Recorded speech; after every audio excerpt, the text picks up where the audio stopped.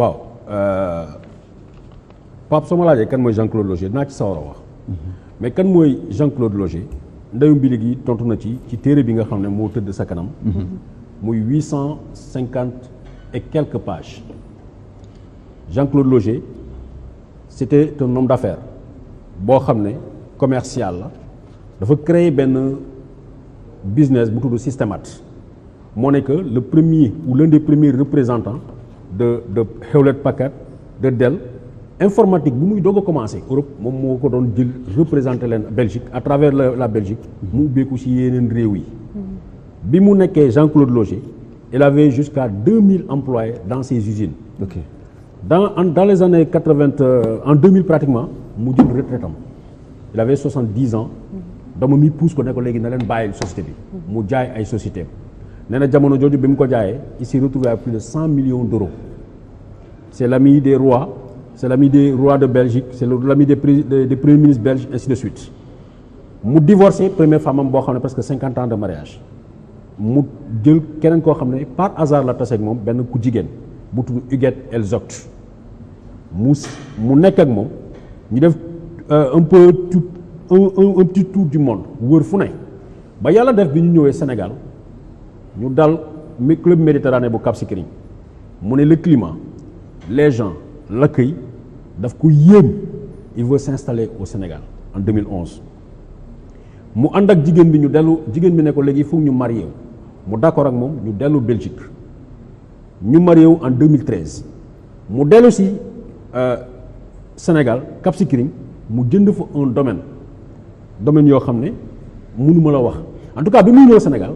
nee na dafa ñibbi si il était pratiquement à 40 millions d'euros mënuma ko convertir en francs CFA mais pour wax leen ce qu'il pesait mu ñëw jàppale orphelinat yu nekk Cabrousse mu di jox xale yi nga xam ne dañu leen rejeté comme ni mu koy waxee di leen fayal lu ñu dundee mu tabax ay classe école mu créer ay jardin potager créer emploi mu ne dafa bëgg li mu bëgg mooy il veut finir ses jours au Sénégal ndax fii mu gis fii la bëgg a deewee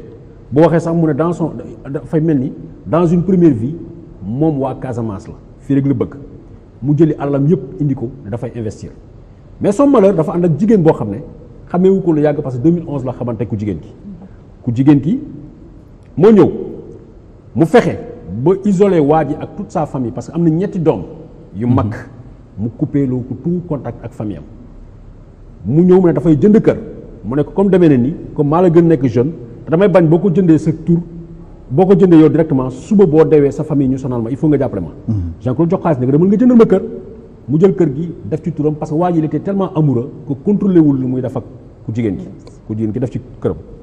mais mu Jean-Claude créé benn fondation bi nga xam ne pour mu jàppale acte humanitaire yooyu ma la wax di jëli ay conteneurs Belgique ak fu mu ko mën a amee Europe mu ñëw mu tasaare ko xale yu Cabrousse xale yu Cap Skirring pour mu jàng li mu mënut a dégg mooy diw mënut a jàng wala benn jeune ñoo taxaw ne ko dama am projet mais awma xaalis man Jean-Claude Loger 2020 laa ko xam boobu dama nekkoon Paris benn ku jigéen moom ma envoyé ma ne Babacar j'ai besoin de toi mu ne ma dafa am benn tubaab boo xam ne dafa dem Sénégal gars yi teg ko loo xam ne kenn mënu la ko wax mu expliquer ma histoire bi mu ni ma pour te dire que dañ ko traumatiser dañ ko yàq waa ji day yeewu bu yeewu këram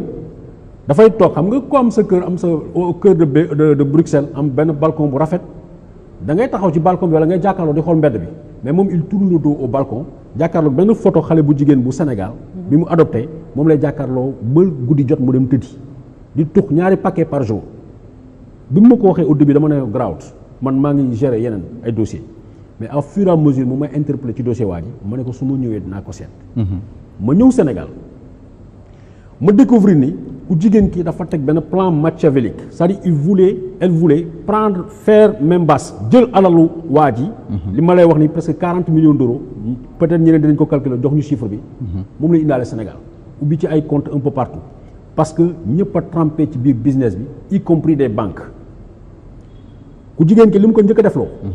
parce que dafa xalaat ni kii mag la léegi mu dee bu deewee dinaa am na mu mën a tëj sama loxo ci alalam bi nekk Sénégal mais alalam bi mu bàyyi Belgique. ku jigéen ki mooy jabaram. mooy Huguette Elzocht. ok mu dem Cabrousse gis benn xale bu jigéen bu ndaw buy daw mu ne bëgg na xale noir bi mu fab ko mu forcé loo Jean-Claude pour ñu adopté xale boobu. mu ngi tudd Alice Diatta baayam dafa gaañu. ñu adopté alors que la loi au Sénégal je parle sous votre contrôle. dafa ne pour ngeen mën a adopter pleine et entière il faut au moins avoir 5 ans de mariage. Oui. ñoom ñaar 2013 la ñu marié wu. En 2013 ñu femme bi lancé procédure d' adoption parce que dans sa tête il faut que xale bi daf nu muy nekkee doomu Jean-Claude bu deewee alal jooju moom daf ko war a revenir parce que moom mooy doon yaayam. 2013 2016 Jean-Claude am accident benn kii méningite la am ci bopp bi quoi. ñu indi ko clinique La Madeleine ñu opéré ko mu ngi ànd ak jabar ji ñëw booba jabar ji mu ngi tëdd hôtel teeru bi. wala nekk pendant tout le temps bi Jean-Claude nekkee hôpital mu seet keneen koo xam ne moo fay veiller ci Jean-Claude pare mu jël seen doom boobu Alice jox ko Jean-Claude ne ko delloo la xale bi Ziguinchor Cap Skirring man maa ngi ñëw ci booba la teg plan dem seeti benn médecin le docteur Farid Godzaïel ay tur laay joxe Farid Godzaïel est médecin cardiologue à l'hôpital de la Madeleine clinique de la Madeleine à Dakar mu ne ko sama jëkkër faj nga ko mu ne ko waaw mu ne ko mais je pense que sama jëkkër dafa dof kooku ne ko non kii ma faj amul benn séquelle bu des ci moom te man je ne suis pas attitré pour wax la diw dafa dof wala dofut mu ne ko non il faut nga boole ma avec un spécialiste bu ma mën a wax confirmer loolu Farid Godzaïel ne dama ko jox numéro benn médecin bu tudd Léopold Boissy c'est le médecin chef du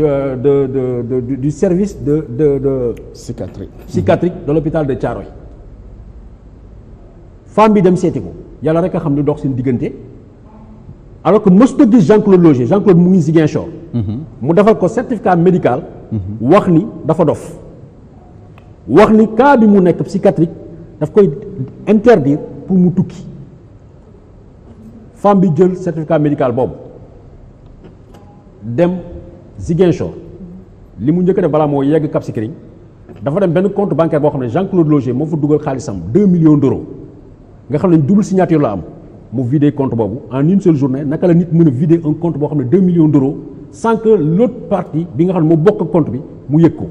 CBAO def na ko ils vont rendre compte de ça. ñu vider 2 millions d'euros jox ko ku jigéen ki mu vider ko mu woo benn xale bu góor parce que comme ni ma la ko waxee Jean-Claude dafa regrouper woon un monde autour de lui.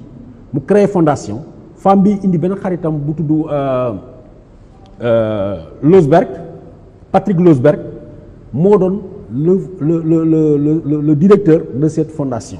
xaalis bu bëri tamit pour dimbali waa Cabrousse moom ak femme yi nekk bloqué nañu xaalis boobu ñu taxaw si léegi. d'accord mais Pape état bu dalal xel bi. dalal xel bu caaro bi. foofu foog ñu taxaw ci parce que man li ma fi dégg c'est un scandale. comment se fait-il que ñu bindal ko këyitu dof alors que kii médecin mosu koo saytu bindal ko këyitu dof. est-ce que mos na gis monsieur Loger. Jean-Claude Loger les conséquences de cet acte là mooy que femme bi dafa utiliser këyit boobu.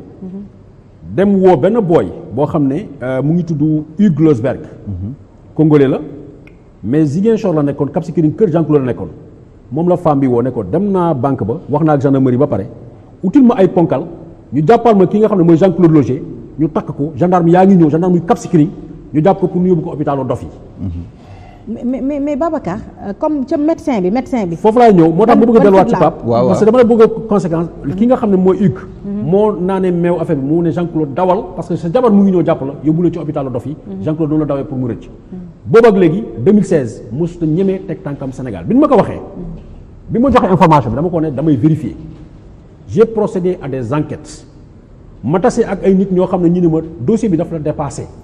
parce que ay ponkal la ñoo xam ne boo leen naree song dañ lay sànq ma ne kon dinaa sànku mais dinaa ko seet lépp lu ma ci xam dinaa ko wax ci laa reprendre enquête bi ba mu leer ma ni ay faux moo ci nekk ma ne Jean-Claude ma ne ko da ngay ñëw Sénégal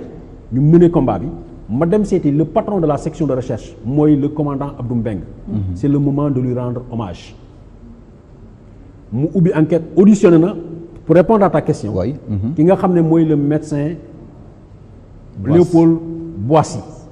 dafa ñëw toog devant les gendarmes enquêteurs sur procès verbal mu ni Farid Godzaïel moom ma woo téléphone ne ma naa defal femme bi faux certificat de folie. masuma gis Jean-Claude Loger mosuma ko consulter dama def dossier bi dama def rapport bi dama def comment on appelle rapport médical bi à la demande de Farid Godzaïel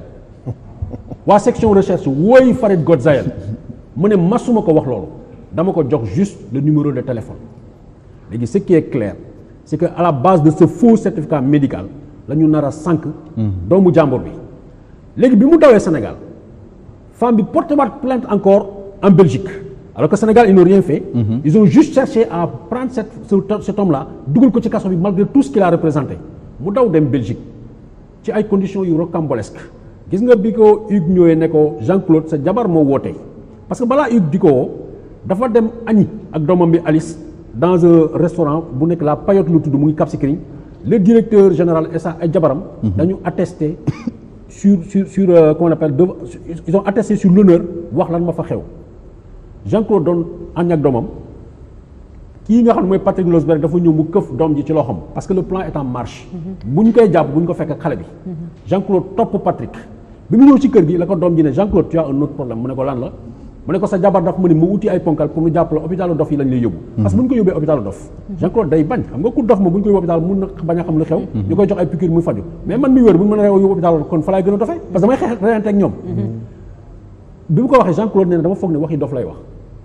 mu woowaat femme bi def ko sur haut-parleur mu ne ko bu mu ne ko waaw mu ne ko il est là mu ne ko waaw mu ne ko bu mu xam bu mu yëg li xew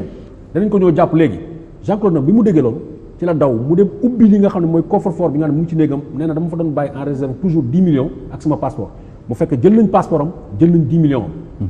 léegi nag mu war a am fan la mën a dem noonu lañ ko rawalee rangatiku dugal ko ci yoonu àll yi dugal ko la Payotte waa directeur général bu la Payotte Christian mu ni ma man maa ko jox benn néeg denc ko fii jabar ji ñëw na ànd ak Patrick Losberg ñu di ko wër di fouiller néeg yi nee na parce que il est dangereux il est malade il faut ñu yóbbu ko ñu dem internet ko parce que l'objectif mooy bu ñu koy internet fa lay deewee préparé nañu seen coup Jean-Claude noonu la dawee mu demandé à ce que un avion privé jógee Dakar ñëw jël si ko non jógee Saint-Louis avion privé ñëw Saint-Louis jël si ko yóbbu ko Dakar pour mën a jël billet avion mu daw dem entre temps Hugues Losberg dem na fouiller nee na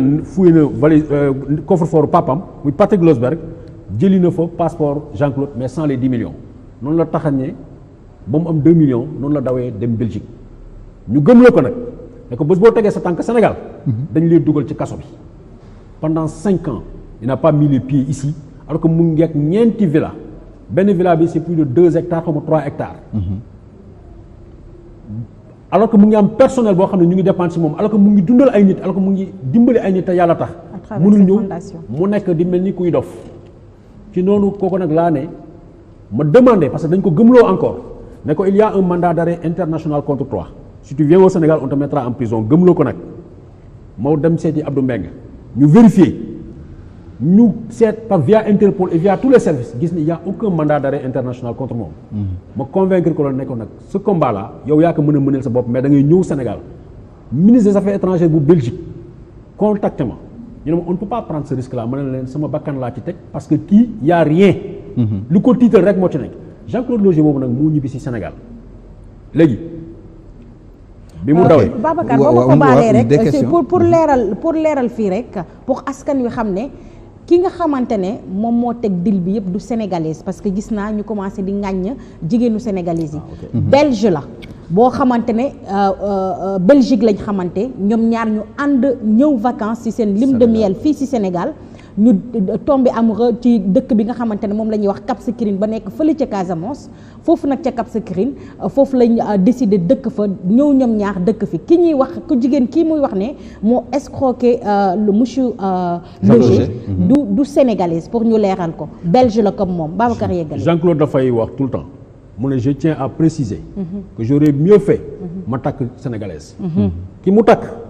du sénégalaise ab tubaab la Belgique indaale esprit am ak projet d'assassiner Jean-Claude Logier mu ne danaa dem xool pays bi nga xam ne législation ak i juges yi ak i magistrats wala certainement loi yi danañ ma permettre ma def ma rëcc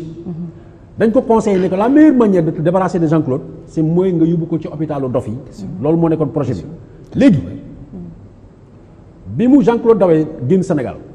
mu lancé une procédure de divorce parce que jigéen bu la nar a rey boo takkalikul ak moom yow yaa xam parce que tant que mu ngi jabaram tous les biens Jean-Claude fii Sénégal moom moo ko war a moom Jean-Claude lancé procédure de divorce accordé nañ ko divorce bi mais xam nga à quel prix Jean-Claude est condamné à payer 5500 €, 4 millions de francs CFA chaque weer jabar ji nga xam ne taqali ko nag moom jabar ji ko bëgg a rey jabar joo xam ne 3 ans ñetti at la ñu sëy parce que pension alimentaire c'est pour que ñu dundal les enfants qui sont xale yi nga xam ne ñoo juddu ci sëy bi wala ñoo juddu ci nekkin bi mais amul benn xale bu ci juddu. mooy plan bi ma leen waxoon ca njëlbeen. na femme bi demoon jël doomu jàmbur bi xale joolaa bi Alice mu adopté lu leen ko. ñu ne ko parce que am na phase yoo xam ne dama koy tëb dama koy bàyyi parce que c'est en cours d'instruction. dañ ko ne soo fayulee xaalis boobu boo tegee sa tànk Sénégal danañ la tëj ba bëgg léegi ñemewut a teg tànkam Sénégal ki nga xam ne moo sukk jur doom ji mu ngi tudd Edith Diatta mu ngi Cap Skirring ne mu ngi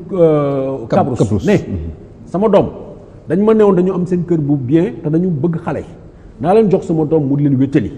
noonu laa leen joxee sama doom man jànguma xamuma lii mënuma lire dégguma français ñu indi seen i avocat ñu signéloo ma ay këyit dëkk këyit yu ñu ma signéloo adoption pleine et entière la ça veut dire que la maman renonce à tous ses droits tey ci juróomi at Edith Diatta mu ngi Cap Skirring mënut teg bët doomam. ok alors man waaw Moussa Ndiaye allez-y. voilà Babacar benn affaire rek parce que man li nga wax fii fi mu toll nii ça me donne des frissons là. Moi je ne peux pas vraiment imaginer que des experts. ñi nga wax fii yëpp ay experts lañ. ki nekk Madeleine. ki nekk hôpital psychiatrique ñoom ñëpp ay experts lañ. war nañu mun a tremper ci situation bii nii. looloo tax bi mu jógee Sénégal ba rëcc dugaat Belgique est-ce que dem na mu def contre expertise bi. ça veut dire que dem na est-ce que defal nañu ko par exemple contre visite médicale def analyse yëpp pour wane que moom amul dara lu ko dal. xam nga. laaj bu am solo li nga wax nii. dafa am njariñ. li nga wax ni dafa am njariñ. gis nga dossier bi.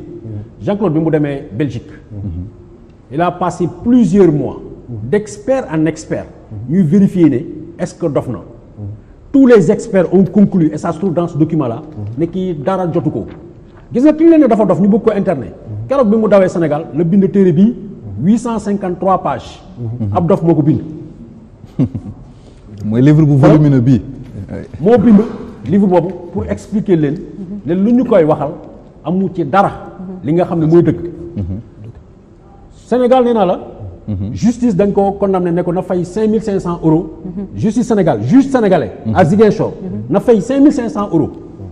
la même procédure de divorce Jean-Claude lancé na ko en Belgique.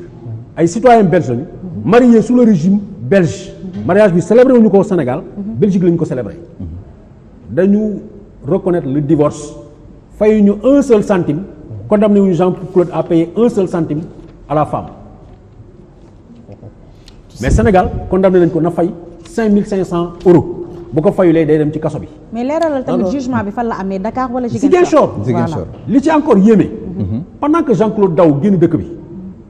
nee naa la am na domaine boo xam ne pratiquement je pense ça doit être 3 hectares. si je ne m'abuse. am na ay kër. pendant que Jean-Claude Daw la wax naa la femme bi jënd na compte bancaire boo xam ne en temps réel 2 millions d'euros moo fa nekk. CBAO ñoo ko permettre mu def loolu. et je cite bien les noms CBAO bu Ziguinchor. 2 millions d'euros ñu jox ko femme bi mu yóbbu. est-ce que amoon na réquisitoire balaa femme bi di mën a jot loolu. lan nga bëgg a wax réquisitoire autorisation pour mu def. autorisation amul benn autorisation pour mu def ko c'est le compte bancaire boo xam femme bi musul liggéey. ok femme bi il avait un salaire de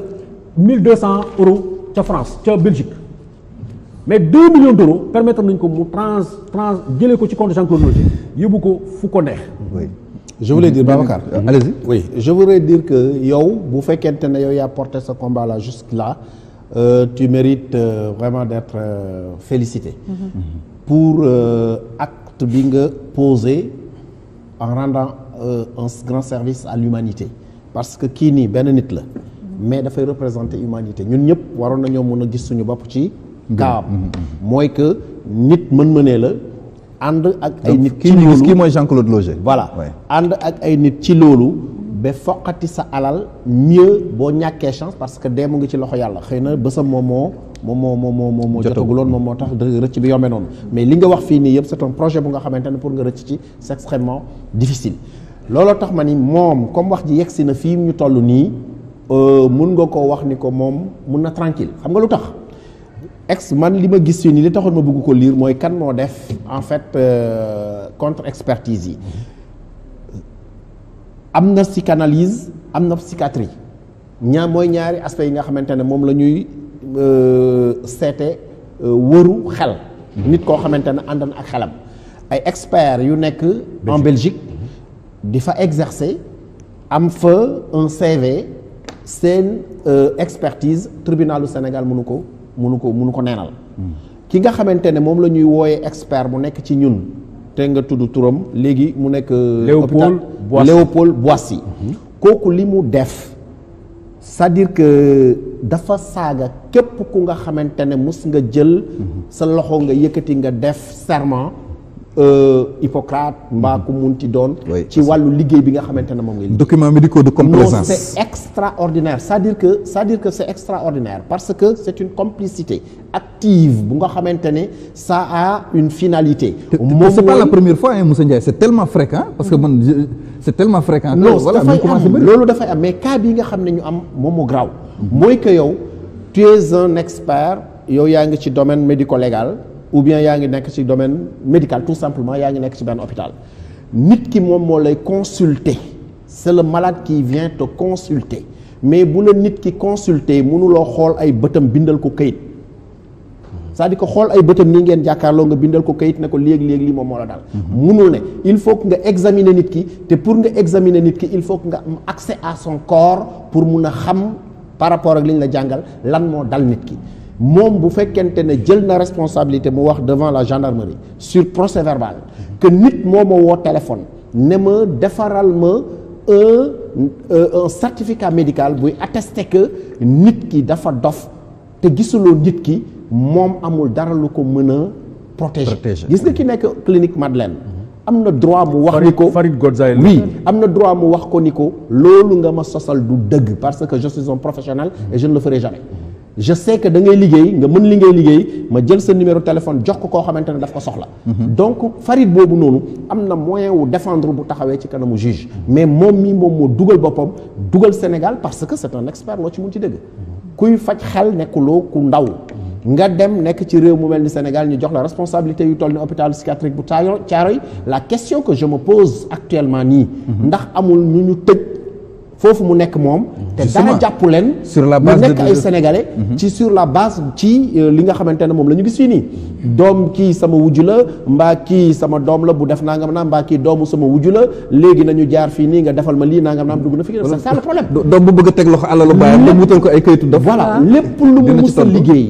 mu mus a liggéey dafay andi un grand point d'interrogation là-dessus par rapport à la sérieuxité mais surtout à l'excellence bi nga xamante ne moom la ñu xaar. heureusement qu'il y a une contre-expertise. C'est extraordinaire. Le monsieur là nag bu dee gëm na yàlla bu dee gëmul yàlla bu dee mu ngi koy pratiquer bu dee mu du ko pratiquer yàlla woon na ko boppam mooy logique. parce que li mu rëcc nii. il refuse de mourir. yow aussi félicitations lan la ci mun a wax parce que de toutes les façons beneen bi ci topp mooy que bu fekkente ne xam nga benn avocat boo xamante ne yore na dossier bu fekkente ne moom mun nañu baaxee. yenn information yu nga xamante ne xëy na yow en tant que journaliste yegguloo ci moom peut-être mu mun a prononcer wu ci affaire bi pour renforcer bu fekkente ne aussi moom Jean-Claude ci boppam mën na ñëw fii nii mu toog mën na ñëw fii mu toog mu échanger ak nit ñi y a aucun problème on l'invite. dégg na olof li ci doy waar mooy émission bi olof la te moom dafa mel ni dégg loolu. ah non même mu nekkee wolof dafay wax français ñu wax ko wolof. il a fait ça. On a ces témoignages. Justement, am nañ fi témoignage am. Mais en français la quoi. Dama ko préciser une affaire. Le divorce a été prononcé par le tribunal de Oussouye. Condamné à 5 500 € pension alimentaire. Ça veut dire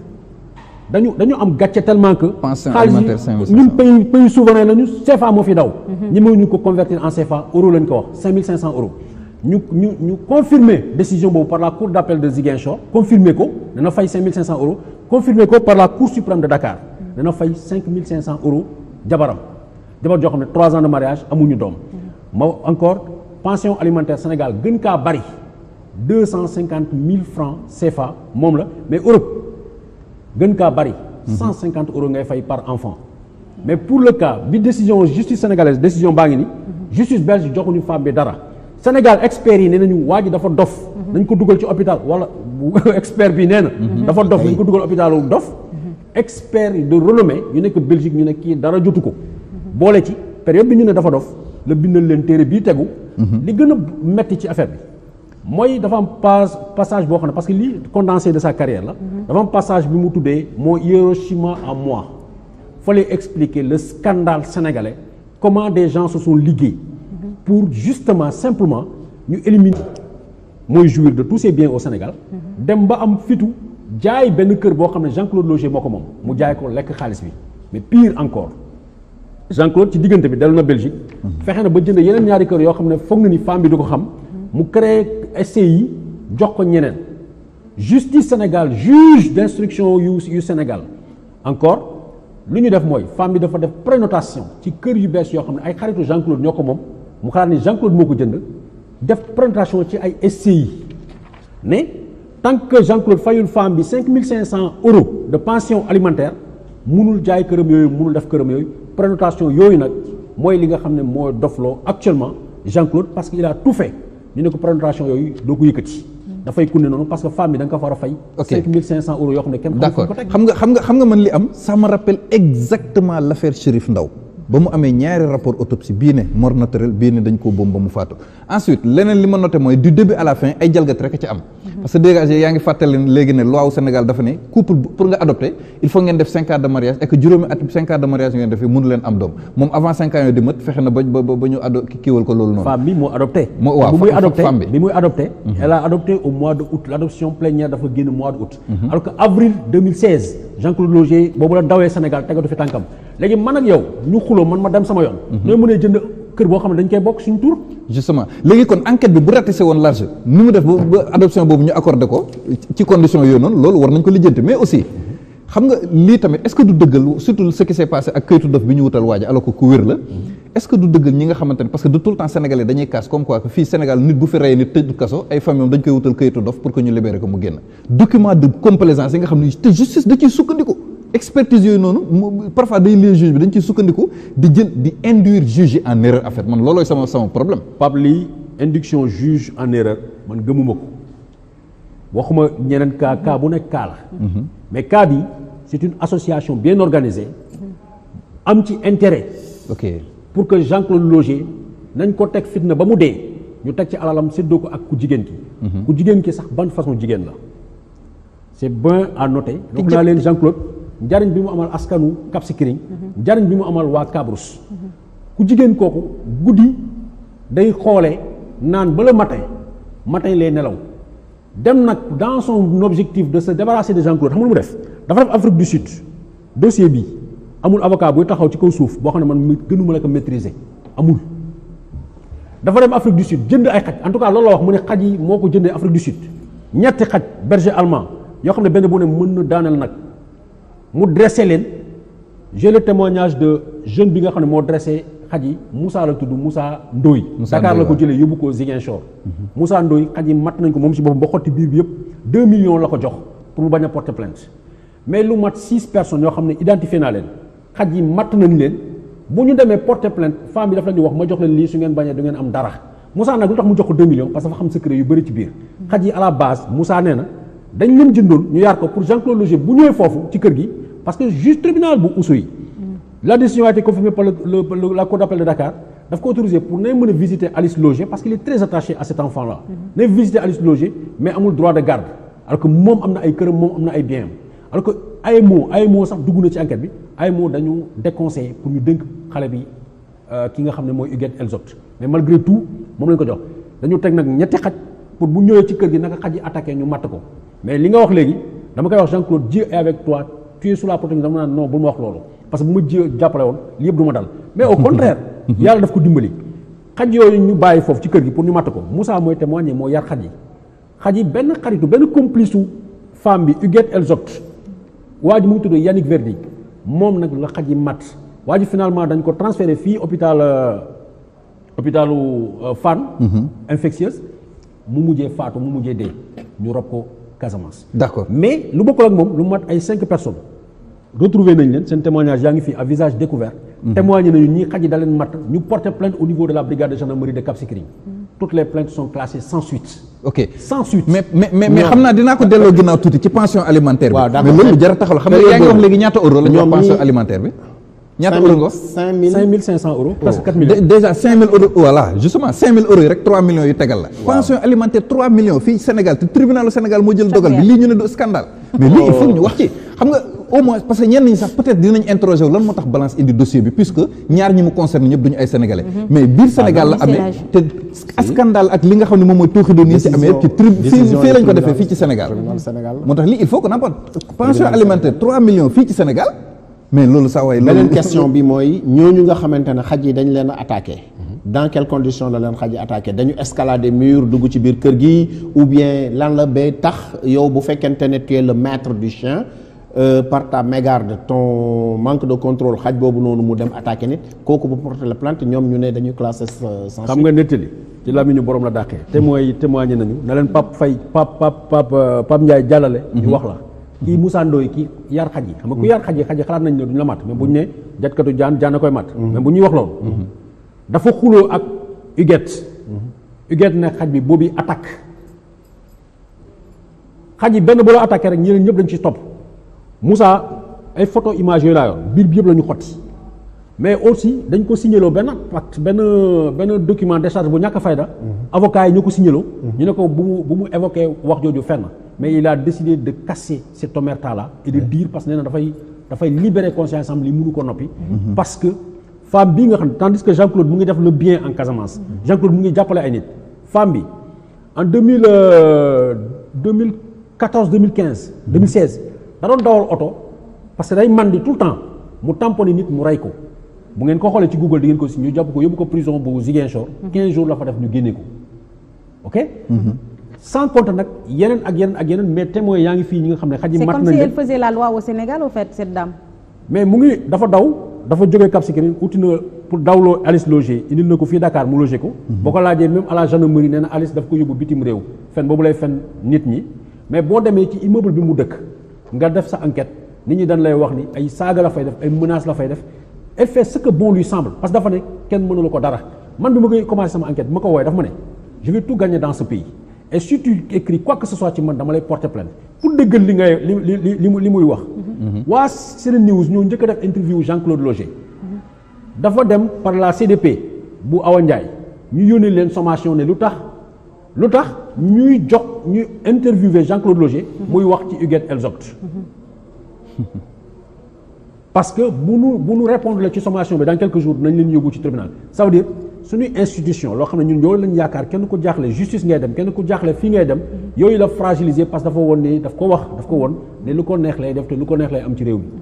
mais nag dama bëggoon daal pension alimentaire bi mooy sama problème pension alimentaire 3 millions man loolu sama problème quoi. nekk sans problème Pape parce que CBAO tamit c'est pas la première fois ñu leen di citer ci genre affaire yi man bëggoon naa xam ne dame bi pour mu vider compte bi est-ce que dafa amoon benn papier bu ko tribunal bind jox ko autorisation pour moom la yóbbu nu mu tëdd CBAO pour ñu vider ko compte jox benn kayit.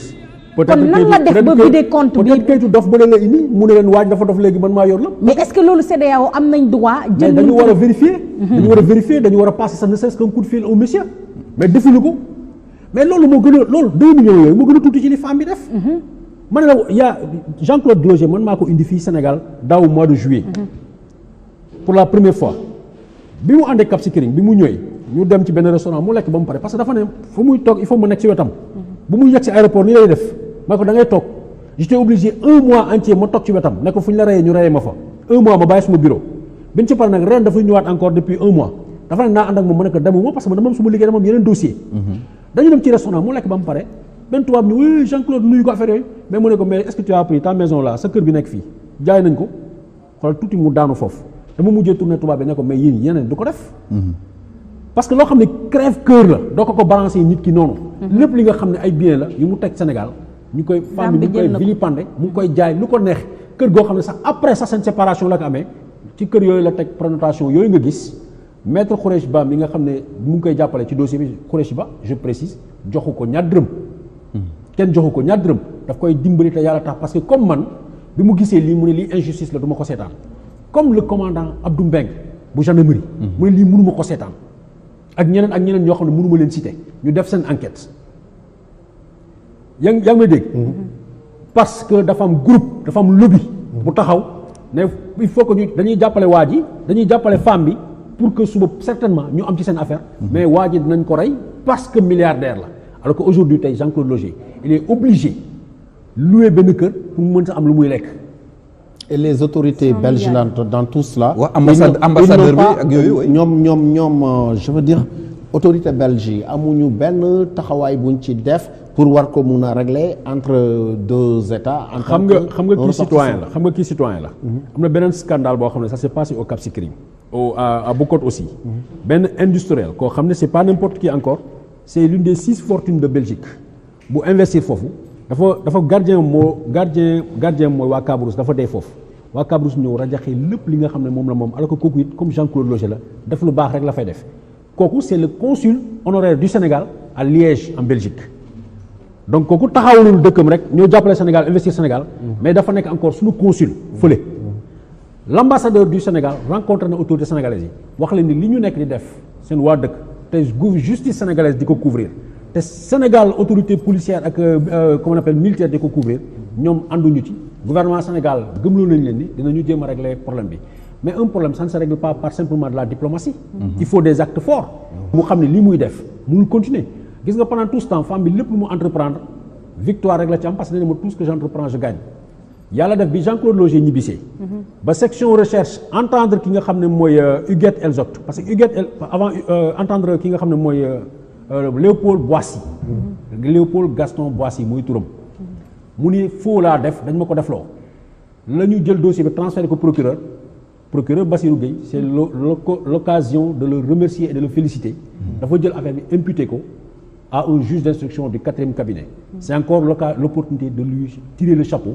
ki nga xam ne mooy Ciré Dramé dafa convoqué lu femme bi inculpé ko placé ko sous contrôle judiciaire pour la première fois. ak femme bi mosuñu ko inquiété et pour la première fois elle avait même décerné un mandat d'arrêt contre la dame Ziguinchor ils ont refusé d'exécuter le mandat d'arrêt ñu fexee ni ñu organiser femme bi pour mu ñëw certainement en lui assurant que ñu dinañ la taxaw mu ñëw devant le bureau du juge d'instruction ñu inculpé ko placé ko sous contrôle judiciaire pour d'abord faux et usage de faux mais li nga xam ne mooy délit ak crime annexe yi kenn waxagu ci parce que au-delà des délits ay crimes annexes yu garaaw a garaaw moo ci nekk parce que seen objectif bu antoon comme ni ñu ko waxee bu yàlla ànduloon ak Jean-Claude Loger day faatu moom loolu lay wax ci boppam nee j'ai échappé à un projet d'assassinat. C'est ça la vérité. Mais d'après tout ce que la femme a fait, est-ce que vous ne trouvez pas ça légère au fait que ñu placer ko sous contrôle judiciaire bàyyi ko nga gis ne lii yëpp preuve yi nga xamante ne bu ñu nañ ko fee sulli yëpp ak docteur bi taxoon tey ñu inculpé monsieur Loger ba nga xamante ne dafa daw tey kooku dellu si waat na si ay paroles est-ce que femme bi c'est pas une criminelle boo xamante ne pour l'instant dafa war a mën a dem toog xaar li nga xamante ne moom mooy procès ci biir kaso bi. Moussa témoigné na ne la Yannick Verdi. régime bu témoignage yi pare rek ngeen def ma signa. xaj yi ñoo ko mat. nee na la c'est bon. waaw témoignage Moussa bi ki nga tudd Moussa nan nu mu sax. Moussa Ndoye. Moussa Ndoye ñu kale élément boobu noonu ñu xool ko. waaw allez-y. procédure na ci autorité de la chose jugée ça veut dire que cour suprême moom pare na ci quoi ou bien yeggagul foofu. cour suprême en ce qui concerne le divorce. ci divorce bi. ci divorce bu koy ko nommer 5500 euros. les 5500 euros là. bon mooy 4 millions yi quoi. voilà très rapidement balaa affaire bi di dugg. Moussa Ndiaye bu ñu dooroon pension alimentaire 4 millions dina yéeme de. alors ñu seetaan témoignage boobu dellusiwaat ci plateau bi. 5 4 3 2 1 salaamaaleykum. waaleykum salaam. waaw man la Moussa Ndoye. maa ngi dëkk Dakar donc doon liggéey ak Zivena mi ngi ma jëlee Dakar indi ma Casamance Cap Skirring may liggéey ak moom donc bi ma commencé liggéey ak moom mi ngi toll ci 4 ans 2018 ba léegi maa ngi liggéey ak moom donc ci biir liggéey bi ma doon liggéey donc kër gi lépp donc affaire fitna rek moo fi amoon ci biir kër gi donc ku ñuy wax Jean-Claude Loger jëkkëram moom la amal problème donc problème bi ñu am yàgg na trop donc fexe na def le tout pour jéem a faagaagal jëkkëram parce que nee na jëkkëram daf ko bëgg a rey mais man gisuma loolu. yow en tant que ay employé lan la ñu doon wax exactement. donc moom li mu doon wax dafa doon wax Jean-Claude Lozé criminel la daf ko bëgg a rey donc yooyu te man gisuma loolu parce que Jean-Claude Lozé xam naa ko bu baax bu daan ñëw si kër ga da daan ñëw ak tey pour ñëw pour seet si doomam waaw loolu moom xam naa ko si moom. tey jii nii boo gisee justice su Sénégal jëlee presque demee beneen côté yow en tant que jeune nan nga jàngatee loolu. waaw loolu moom kenn rafetluwu ko parce que man moom sama xol moo fees parce que ki ma nekkal la donc dafa yor ay xaj yoo xam ne ay pitbull la xam la ko jëndee Afrique du Sud ñu ko jëndee 2 millions pour kan Jean-Claude Lozé à chaque fois su ma toogee daf naa ma Jean-Claude Lozé donc bu ñëwee si kër gi bàyyil xaj yi xam nga ñu màtt ko xam ma ne ko loolu duma ko def parce que Jean-Claude Lozé defuma loo xam ne war na mën a ñëw pour si kër gi pour seet si doomam may bàyyi ay xaj puis ay 4 xaj yoo xam ne ay pitbull la ma koy bàyyi ñu koy màtt donc loolu duma ko def. xaj yi man maa ko doon yar depuis bi ñu nekkee xale ba ni ñu nekkee mag mais li ma si gën a métti mooy que xaj yi daf ko préparé pour Jean-Claude Lozé mais xaj yi dañu mujjee wëlbatiku di matt xale yi nga xam ne ñoo nekk si village bi xaj bi ñaata nit la matt bari na te moom poosam la yaakaar donc ku si xaj bi matt mu woo ma ne ma donc jéem a la waxtaan ak moom comme ça mu bañ a dem si yoon ak yooyu di jëkkati xaalis xam nga di ko neexal nit ñi man mii di wax ak yow xaj bi matt na ma matt bu métti te jour boobu moom moo taxaw mu ne xaj bi na ma attaqué donc ñoom li ñuy wax ci Jean-Claude Lozé gisuma ci dara amu ci te moom day jël xale bi ñuy wax Alice di ko mbuboo naan xale bi Jean-Claude Lozé bëggul xale bi nangam en fait moom moo bëggul xale bi moom moo jël xale bi pour xeex ak Jean-Claude Lozé parce que bu dul xale bi dong moom xam na ne moom doo am dara voilà. lan nga yaakaar ni fond bi moom moo ko may doole pour mu mën a réagir ainsi. mooy xale bi moo ko may doole day mujjee jël xale bi di ko xeexee comme ça nga xam ne suñ ko woowee danaan xale bi Jean-Claude Lozé yónnewu ko ki dundam defalu ko dara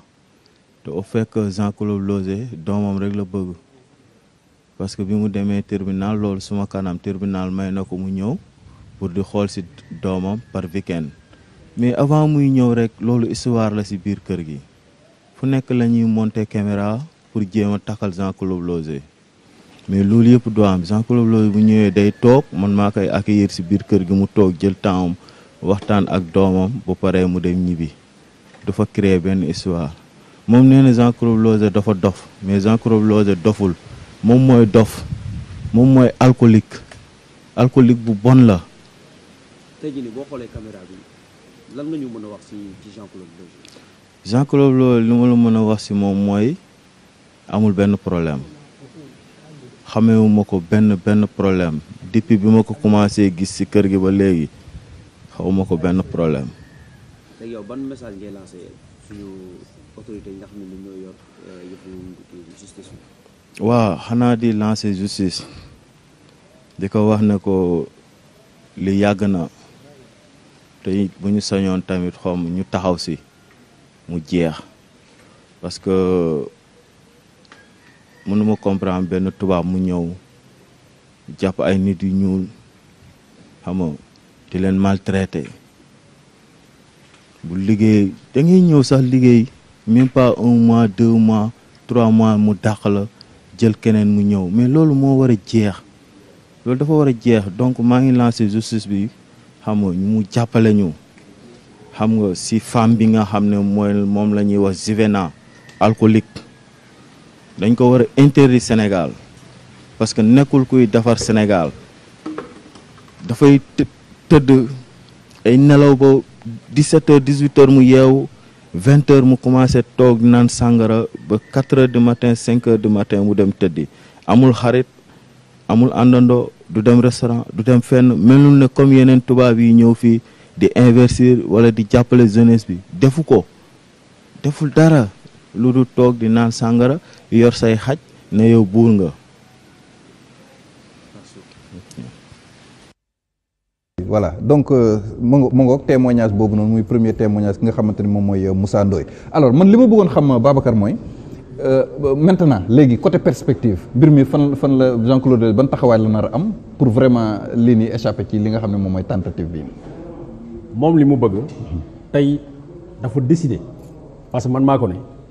Sénégal am na bu amee ay tappalekat bu amee ay nit ñu mën a former en lobby am na ay nit ñoo xam ne nit ñu baax lañu nit ñoo xam ne mënuñu seetaan ñuy néewal nit doole te teguñu ko fenn. dama ko ne jëlal sa destin en main parce que li mu lay wax mooy li taxoon mu dugg ci dossier bi dès le début danaa dafay toog jàkkaarloo ak photo Sénégal moom Sénégal la bëgg daf ma ne mon seul souhait mooy ma jeexale fii sama dund ma dee fii Sénégal te dama lay ñaan ngeen wax nit ñi ñu jàppale ma ñu rob ma fii ci suuf am na benn garab bu nekk foofu usu comment on appelle Cap Skirring ci biir këram nee na il veut reposer foofu ci garab boobu son souhait mooy mu jeexale dundam fii Sénégal gis na fu ne nag ci àdduna bi fu ne koo xalaat muy ponkal ci jamono yi Jean-Claude nekkoon en fonction gis na la wax na ak yow am représentation partout kooku bu ñëwee Cap Skirring bu ndaw boobu mu ni foofu la bëgg mu indaale alalam indi léppam ne fii laa bëgg a dund dafa naa ne xanaa au moins ñu mun koo may loolu mu dund en paix dafa ne je ne cherche rien du tout comme mu fiche la paix te ficher la paix mooy li nga xam ne mooy alalam bi nga xam ne ku jigéen ki nangu na ko ci ay tappale ak i fen ñu delloo ko këram yi nga xam ne femme bi dafa fexe ba Jean-Claude bi mu dawee Sénégal jël leen jaay leen jël xaalis bi di ko pasaare ak ay complice am ñu delloo ko xaalisam yooyu ñu annulé li nga xam ne mooy vente boobu loolu mooy tey li nga xam ne mooy le combat de Jean-Claude Logé. Absolument. Ok voilà merci beaucoup Babacar alors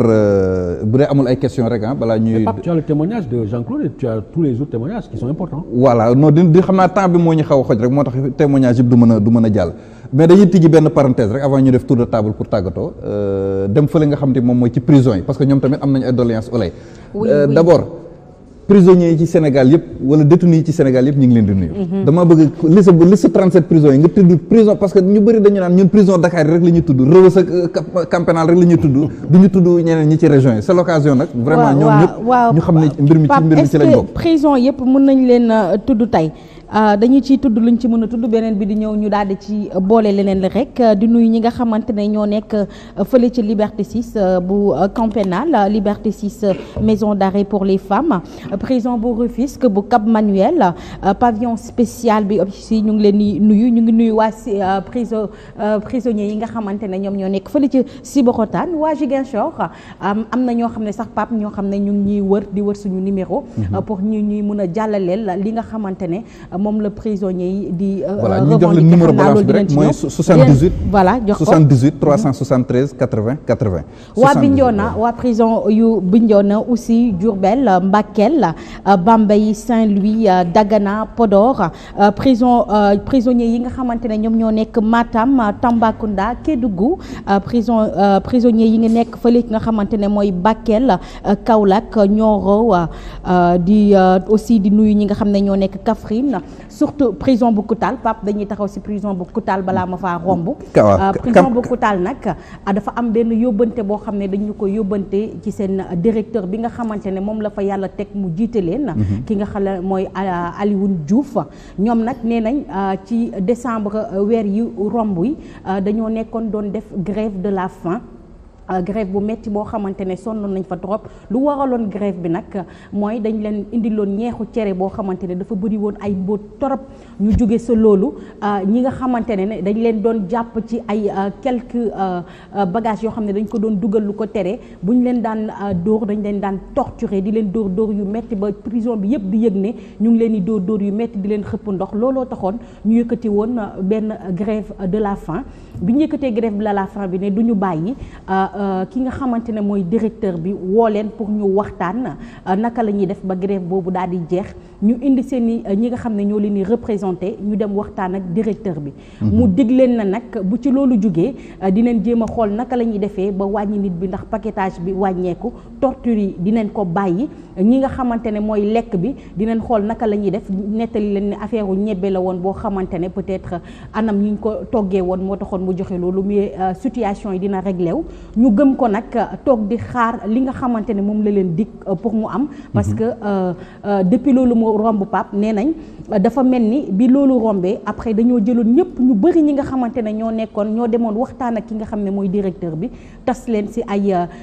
yeneen prison benn nit rek moo fa des te kenn ki fa nekk tout le temps il a des provocations ñu nangu madlaam ci longue peine muy tëdd ci suuf ñu ne anama mën na am ne directeur bi nga xam ne moom lañ waxtaanoon peut-être dafa déggul dafa yëgul loolu ñu yaakaar ne peut-être chef de poste bi la wala beneen garde moo nekk ci ginnaaw acte yooyu peut-être directeur bi yëgul ko moo tax tey ñu jox ñu seen kàddu pour tey ñu yëgal leen ko que ki nga xamante ne moom mooy Alioune Diouf bu nekkee ne dégg nga lii waa prison bu nekk Koutal nee nañ peut-être dangaa yëgul li nga xamante ne moom mooy moo nekk di xew ca prison ba bëggoon nañ ñëw amanteeg yow beneen audience boo xam ne dinañ waxtaan ak yow xool kàddu yi nga xamante ne moom nga leen joxoon bañ jàpp ko ba arrêté grève bi fan la toll parce que booboog léegi defe naa foras xiddéem lu ci topp moom mooy ñi ci nekkoon ci grève ba yëpp tey dañ leen a tas yóbbu leen ci ay prison yu ndaw ci ay longue peine ñu sonn bay bëgg a dee kon loolu dañ ñu waxoon ne rek nañ la ko yóbbante nga jot ko jéem nañ Pape sax joindre ñi nga xam ne moom mooy cellule communication bi mais mujjul ñu leen a jot mais comme yóbbante la rek moo tax ñu ne nañ ko jàllale bu ko déggee rek ndax Pape dañoo jàpp ne ñoom dañuy seetaan balance te directeur ba bëgg na lañ ba bëgg goo xam ne moom ci boppam day seetaan balance ndax dara ñoru ko lu dul bien-être ñi nga xamante ne ñoom la denc tey jiite leen bu ñu rombee ko taal rek Pape yeneen prison yi sax waaw dañuy remercier dañuy nuyu ñi nga xamante ne ñoo nekk Thiès Mbour Tivaouane Louga Linguère Kébémer Fatick Foundiougne Gossas Kolda Sédhiou Vélingara ñëpp ñi nga xamante ne nag ñoo nekk ci prison yi ak prison bu Hann ñu ngi leen di nuyu ñëpp liste bi jeex na nuyu nañ ñëpp ñu ngi leen di nuyu naan leen mbiri yamul fii tey am na numéro WhatsApp boo xamante ne yónnee nañ ko pour lépp lu nga xamante ne rek ay doléance la yoo xam ne yónnee ngeen ko Bill Balance dinañ ko jàllale dinañ ko jox tamit jottale ñi nga xamante ne ñoom ngeen bëgg ñu dégg ko parce que Pape nag waa prison bu Koutal ak prison Ziguinchor ak prison bi nga xamante ne dafa nekk Gossas ñoom ñëpp ñu ngi ñuy jéem a joindre ndax du ñu mën a jàllale lépp li nga xam ne moom mooy seen doléance mais chaque mardi rek dinañ indi benn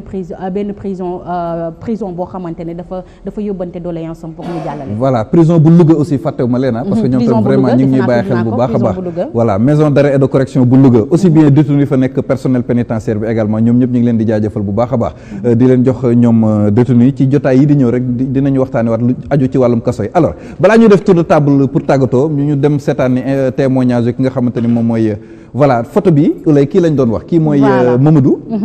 moom mooy Mamadou Seydou Diallo voilà kii la ñu jaawale ak Akon moom lañ jaawale ak Akon depuis 11 mois mu nga fële ca prison tëdd mu nga jiite woon nag fële ci cap bu Manuel jóge fa dem ci Bokotaan léegi ni nag mu ngi rëbës tëdd di xaar dugal na liberté provisoire boobu ñu rejeté ko avocat am dugal na beneen fi mu toll ni ñu ngi ndëggandiku di xaar ba xam dinañ ko nangu moom nag nee na dañ koo jaawale ñëpp tey xam nañ kan mooy Akon bokkut ak moom léegi nag ñuy xaar rek lakkante ci justice nara tëddee mais ay mbokkam jaaxle nañ torop Pape voilà donc jotaay yi di ñëw dinañu waxtaane waat lu jëm ci kaso yi bu baax a baax parce que détenu yi moom dañoo bokk ci émission balance moo tax à chaque fois seen doléance moom faw ñuy jàll am na beneen doléance bu ñuy yóbbante aussi mooy ñoom détenu yi nee nañu bëgg nañu am représentant ku leen toogal balance di leen jàllaleel seen doléance loolu tamit ñu ngi ciy liggéey te Pape lu yàggul dara parce que xam nga Pape nag dafa bëri ñoo xam ne fan yi dañuy revendiquer ne ñuy représenter prisonniers yi boo gisee ba léegi jàppaguñu kenn teg ko parce que dañoo bëgg am koo xamante ne ku ñu wóolu la koo xam ne yéen wóolu ngeen ko ndax koo leen wóoluwul mënul toog fii di leen représenter loolu la rek mais ci lu fan yu néew dinañ leen ko indil ndax defe naa décision bi ñoom moom émission balance moom pour ñoom la détenu seen émission la seen émission la alors Régie bu fekkente ni beneen témoignage xaj na fi avant ñu def tour de table pour tàggatoo parce que dafa mel ni temps bi jot na donc ñu kaleel ma témoignage ki nga xamante ni moom mooy infirmière bi voilà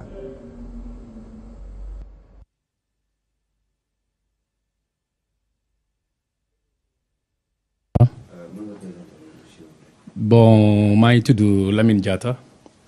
man maay infirmier chef de poste bu Côte Olof. Lamine Diatta. waaw ci suñuy interview précédente jëm nañ gis victime Huguette Elzot wax nañu te nee nañ yow yaay seen yaa leen doon suivre ndax tey jii de mën nga confirmer loolu noonu su suñu micro. waaw dina ma neex torop ma confirmer li nga jógee wax ni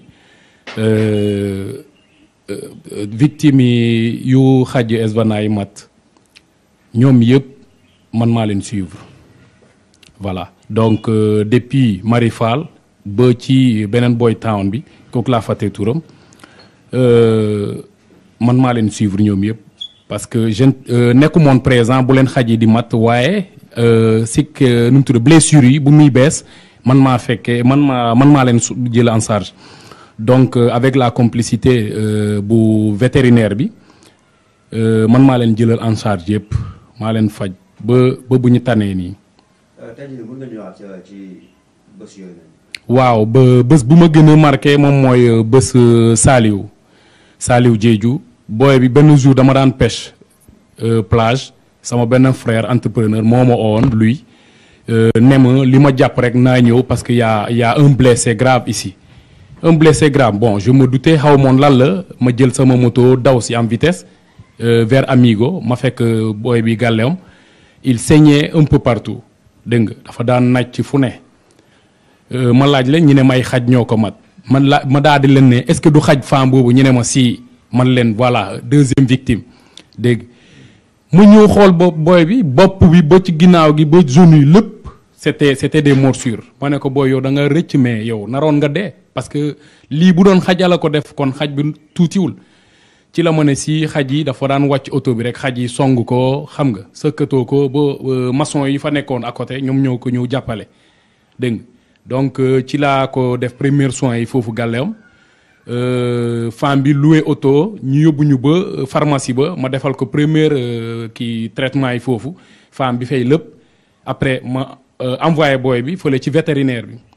donc bu mu demee ci vétérinaire bi tamit vétérinaire bi bindal ko kayit wonee ni attesté ni tamit gis na blessure yi ba pare ci laa ko doog a conseillé ne voilà il faut que le médecin chef de district mu gis ko mu mun ko defal certificat médical yooyu yëpp bu mu ko defee ñëw na won ma ko man mii maa ko jëloon sa ay photo WhatsApp ma envoyé ko lépp xaw ma ndaa photo kii na ko am déet. après loolu noonu lan moo ci mbaa amoon na bougement côté justice. bon li ma wóor ba wóor moom mooy Salif parmi ñooñu yëpp Salif defoon na certificat médical ba mu won ma ko ma ne ko voilà fii nga ko nar a dugal mooy gendarmerie ba après ñoom ñi topp affaire yi waaye lenn bul fexe mukk ba femme bi jox la dara ci suuf pour wax ji noppi dégg nga parce que def nga presque 1 mois yaa ngi faju te liggéeyoo donc bul nangu mukk boo ko defee moom affaire bi dina daanuwaat sa kaw ci la ma ne d'accord dégg naa ko te xaaruma dara ci xaalis boobu. léegi après boobu noonu. poursuite justice bi. ñu mujjee ndax Salif mujjee na topp femme bi ba jusqu'au bout. Salif lu mu defoon moom mooy mu yóbboon kayit yi à la gendarmerie mu porter plainte won leen ni xaju femme bi moo ma def nii mais affaire bi amutoon suite wax dëgg yàlla ba mi ngi nii ñu ngi dugg 2022 dégguma ci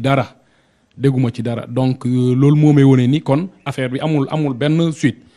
voilà. tey jii bu ñu naree compter yow ñaata victime nga jéem a recevoir fii ci sa district de santé. bon recevoir naa mun naa ne 4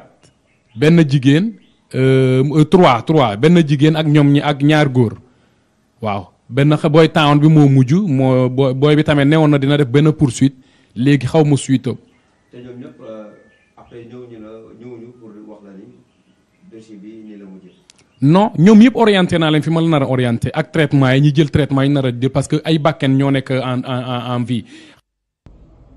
voilà donc mi ngi noonu boobu tamit beneen témoignage am nañu témoignage yu bëree bëri yoo xamante ne mënoon nañ ko déglu mais temps bi moo ñu mayul ñu yeggale ko la dame bi nga xamante ne moom mooy la concerné moom kenn mënu ko waxloo boo waxee mu ne ku tudd sama tur si média yi ma porté la plainte ba pare voilà moom li mu bëgg daf koy am alors duñ def lu dul def tour de table ci chroniqueurs yi ñu tàggatoo laata ñuy jox invité bi également mu mujjee kàddu gi Moussa Ndiaye. Voilà merci beaucoup bon man nag dama leen di remercier rek ay nit yoo xamante ne véritablement balance moom mooy seen yëf di ci commencer par sama chef de quartier il s'appelle Samba Diallo nekk koo xamante ne vraiment c'est un modèle à enseigner ci gëm sa service gëm sa li ñu la dénk aussi ak rafetaay bi mu koy doxal mooy Samba Diallo le chef de quartier donc de ñu ngi koy nuyu bu baax à Thiès mu ngi leen di suivre vraiment à chaque fois dafay am ay rétroaction yu yegg si ba ci man bon maire Diop moom xam nga moom mooy maire Balance moom itam ak benn xaritam bu ñuy woowee maire Fatou Wele moom aussi vraiment elle est fidèle à cela ak un bu yàggul mu ne ma tout ce que vous faites sur Balance maa ngi koy suivre Maxa Kouyaté la tudd lui aussi mu ngi nekk tailleur nekk biir Jaxaaw quartier Jaxaaw ak sama jarbaatu bopp su koy fay madame Mbaye nga xamante ne bu ma demee bu ma gisee le lendemain daf naan pourquoi tuddoo sama tur quoi alors ñooñu mooy ñi nga xamante ne tey plus ñëpp waa Thiès ak ñi nga xamante ne ñëpp ñu ngi suivre ñooñu laa bëggoon a remercier pour seen intérêt ak seen attachement à cette émission là. Voilà. Am na solo Moussa Ndiaye Moussa professeur Ibrahima Ndiaye ñu ngi lay jox rendez-vous kon ci beneen jotaay Oulay.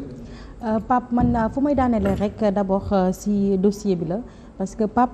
boo nekkee defe naa mosuñu dem France mais xam nañ lu ñu naan demuñu gànnaar mais xam nañ mël faat caayaa fa ëpp defe naa France tey boo fa nekkee nga benn xaj rek matt benn nit defe naa am nañ lu ñuy waxee ne piqûre ko mu dee noonu la ñuy def bañ neen ba bu loolu amee dañ koy nëbb ci témoignage yu ñuy joxe Pape muy mel ni xaj yooyu presque matt nañ plusieurs personnes yoo xam ne def nañ seen certificat médical te mujjuwul fenn ñu ne Pape ana justice Sénégal fan la wane boppam Pape benn ñu gis benn tubaab la ci luñ fi wane rek ci dossier bi boo xam ne dafa ñëw Sénégal mel ni moom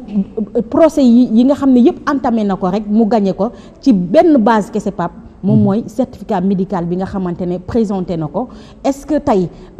enquêteurs yooyu nga xamante ne def nañ ay enquêtes est-ce que tey dem nañ ba xam certificat médical bi fan la jóge peut-être buñ defoon buñ njëkkee woon fi nga xamante ne moom lañ mujjee tey kon tey daam bi du am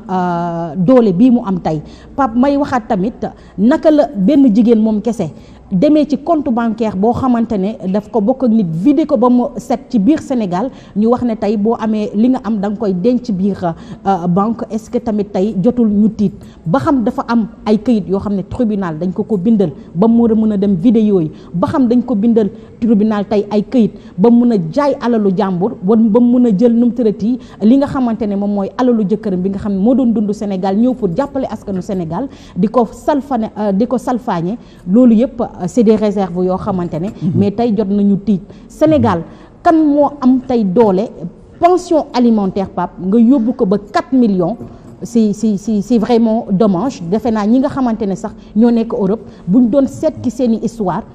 yaakaaruma ñu gis alal bu toll noonu ci pension alimentaire mu jot nag tey Pape lii ku ko déglu da ngay gën a tiit ci si suñu justice su dëkk mais ba léegi Pape fa ndox danta boo fa demee fekk fa ay tepp-tepp te gis nañ ne tey ñu ngi reprendre lépp li nga xamante ne rek mooy jugement yi amoon ci appel yi nga xamante ne monsieur Loger def na ko ñoom Babacar taxaw si def ci liggéey bu am solo ñu ñaan yàlla rek justice su Sénégal confiance bu ñu leen jox ñu rendre justice ki nga xamante ne moom moo ñëw Sénégal pour jàppale askanu Sénégal ba tey Pape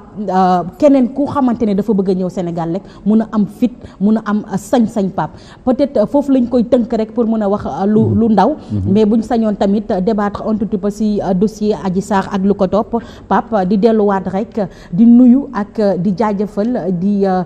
di mastawu ñi nga xamante ne ñoo nekk si prison yi fu nekk dañ fay wëree suñu numéro pour wooñu fu nekk dañ fay wëree suñu numéro rek pour mun a waxtaan ak ñu jàllale leen li nga xamante ne dëgg la dañ def juum nañ dëgg la am na ñoo xamante ne injustice moo leen fa yóbbu dëgg la tey caabi da leen féetee ginnaaw mais teewul dañoo am droit kon tey buñ ñu yóbbantee dañ koy indil askan wi nan la boo leen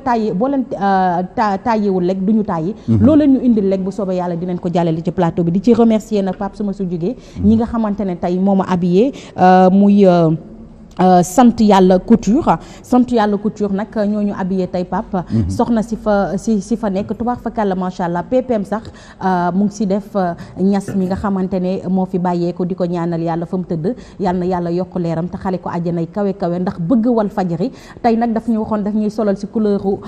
Sénégal ndax match Sénégal buñ jugee ndax kontaan te mbégte bi mu am si coupe bi fi ñëwoon mu solal ñu mën ak yow yëpp ci couleur bi pour tubaar fa kàlla macha allah yàlla na la yàlla wéral loxo bi ñuy am kontaan te mbégte ki ma maquillage nag mooy Oumou Kalsoum Diop moom ma sonal tey Oumou Kalsoum Diop merci beaucoup du Oumou Kalsoum chaque jour mu wax ma ko Pape damaa jum Oumou Bijou Diop la tudd Oumou Bijou Diop moom moo ma solal moo ma maquillé ma koy remercier bu baax di remercier askanu Sénégal di remercier Pape sama benn mag bu ma nekk di seetaan depuis Gambie Ablaye maa ngi lay remercier di remercier sama yaay booy depuis Kafountine sama papa depuis fële nga xamante ne moom mooy nga baalal ma ko rek Komiko ak sama mbokk yëpp ñi nekk Diourbel sama bàjjen yeeg tubax fa kàlla macha allah di leen jox dig daje mardi prochain alors kon ñu bàyyi Babacar moom tamit mu tàggatoo waaw man li may tàggatoo damay fi ulay jeexale laay wax bon pour une fois ma ne tey dama sañse te ki ma solal wax dëgg yàlla sama jigéen la Oumy Touré madame Ndaw maa ngi profité waale di ko nuyaale remercier ko du fond du cœur gannaaw loolu Pape dossier bi c'est vrai ne nga temps bi permettre ñu pour ñu passer tous les témoignages yi ñun dinañ ko jàllale Kéwoulo képp ku ko soxla it ñun dinañ la ko jox les vidéos mais dinañ la jox les contacts kenn ku ne mën a defal boppam enquête parce que lii scandale la boo xam ne benn sénégalais warul toog nga seetaan ko Jean-Claude Logier su ma ko ne patiente daf ma naan toi tu peux patienter ceux qui ont 20 ans ils peuvent patienter moi je suis un homme âgé le temps joue contre man. photo bi kii ñu wane nii mooy kan la kii nii moo doon garder xale bi. Alice Loger. kii it moom def na témoignage pour xam wax li nga xam ne moo ko fekkee. kii nag balaa moom. kii moom mooy Célia. Célia benn employé la boo xam ne bi ñu koy jël boobu Jean-Claude Loger nekk fii muy liggéey këram mu ne dafa daan dégg ni borom kër gi dootul tegati tànkam Sénégal saa yu jullee mu di ko ñaanal pour mu ñëw Sénégal Célia moomu nee na. man employé am la mais saa yu may dem église mooy dugal sama oto moo may dugal ci oto mu yóbbu ma église jógee bu ko dem Cap Skirring ma dem toog fa kii nag kii mooy Salif Diédhiou Salif daf ko woowoon pour mu liggéeyal ko këram Salif nekk di def jardinage yi dagg ay bant ak yooyu Salif ne ko léegi dama bëgg ñibbi dama bëgg nga feeñu suñu xaalis mu ne xajam bi attaque kii la médecin bi infirmier bi di wax ni bi ma ko gisee dama désespéré parce que dama foog ne dafay dee daf ko daggati partout mu proposé ko ne ko léegi dama lay jox 100 000 wala nga bàyyi ay avocat ñu taxaw ñu ne ko da nga jël 100 000 wala nga bàyyi booy bi ne du ma def loolu yor certificat médical am boo xam ne 20 jours xam nga 30 jours kii ITT mu yóbbu ko gendarmerie mësuñu ko auditionné ba tey gendarmerie bu Cap Skirring mësuñu ko auditionné tout dernièrement le nouveau commandant avant Diouf di ñëw mu ngi tudd Omar dama dem foofu ma ne ko kii dañ ko matt certificat médical baa ngi ne mu ne ma ne ma indil original bi mu delluwaat ci médecin bi ko defaloon original ba le mais ñu ne original bi réer na ba tey booy buy tamit kenn muusu ko jàppale noonu la toogee ak xaj matt yi nga xam ne moom la xaj bi matt femme bi bu ko naan seeti sàngara la koy indil mu ne ko naanal parce que yow tu es un vaurien doo am dara lu dul kii bëri na ñi nga xam ne ñu ngi foofu ñiy témoigner ñii nag nee na ñoom duñu témoigner parce que gëmatuñu justice loolu nag moom la Jean-Claude Logier bind ci livre bi nee na on aurait aimé que le Sénégal soit un état de droit mais malheureusement pratique yi ñu def li ñu ma woon wane nañu sori na nee nga dossier bi am nañu un élément important mooy dama koy wax tout le temps Jean-Claude ma ne ko tout ce qui est faux comment on appelle tout ce qui est issu à la base du faux ne peut être que faux parce que c'est à la base du faux la ñu indi la descente au scandale bu Jean-Claude Logier malheureusement nag c'est un homme âgé 82 ans le temps sont comptés te ñoom li ñu bëgg mooy nañu maintenir système bi ba mu dee bu deewee jigéen bi jël xaalis bi ñu séddoo ko seen biir ñooñu ñu ngi beneen vie parce que keroog ba mu jëlee retraite am nee na 100 millions d'euros la amoon may na doomam yi ñetti doom la am benn bu ne may na la 20 millions d'euros kenn ku ne vivre vie am mu ñibbi si fii Sénégal ak 40 millions d'euros imagine nga ñaata entreprise lañu mënoon a créer bu daloon ci ay nit yu intelligent loolu la ñoo investir Sénégal léegi nag lu ñu bëgg mooy le tuer à petit feu parce que xam nañu léegi le dossier est médiatisé mënuñu xëy nag dem di ko jàpp parce que na fay pension alimentaire wax naa ko waxati ko pension alimentaire mosuñu cee dugal kenn kaso fii ci Sénégal jamais te warul commencer ci moom mais un homme de 76 ans nga dugal ko dans le cabinet de juge d'instruction ngeen ne ko day fay pension alimentaire wala ngeen tëj ko kaso mu tiit daw booba ak léegi nag ñu mën a maintenir loolu. lii mooy scandale boo xam ne kenn ku ne. d'accord ku mu yëngalul ku mu choquéwul. voilà moom koy li ci nekk yëpp moom kenn mënu ko wax en tout cas les 4 éléments du scandale moom gis nañ ko bu baax a baax alors dañu di gërëm bu baax a baax équipe technique ak rédactionnelle bi nga xamante ne moom moo la ñu àndaloon ci liggéey bi di nuyu également suñu partenaire bi nga xamante ne moom moo ñu solal yaakaar naa numéro bi di ngeen ko gis noonu muy défilé au bas de l'écran mooy nuyu sama ñaari yaay yooyu maman Ndeye Alima Wade fële ca Pikine ak maman Thioro Diop fële ca Cité Fadia. su ko defee kon émission balance mi ngi leen di jox rendez-vous mardi bii di ñëw wax naa leen ne xam ngeen ne le 28 moom mooy procès terrorisme bi nga xam ne war nañu attewaat ñoom Matar Diokhane ñoom Imam Ndaw ak ñeneen ñu ci topp boobu ba léegi histoire Imam Ndaw ngeen découvrir mais ñeneen ñi ci topp tamit seen histoire dañ ko war a découvrir muy Matar Diokhane muy tamit ñeneen ñi nga xamante ne topp nañ ci yëpp seen histoire war ngeen ko découvrir xam ci yan anam lañ leen jàppee lan mooy li nga xamante ni moom mooy tuuma yi ñu teg seen kaw yan anam la ñu nekkoon ci kaso bi yan condition de garde à vue ak condition de détention la ñu nekkoon kon ñi ngi leen di jox rendez-vous mardi bii di ñëw ci numéro boobu nga xamante ni moom la ñu jagleel wàllum terrorisme ak tamit li nga xamante ne moom mooy procès en appel bi nga xam ne war na tijjee ko waat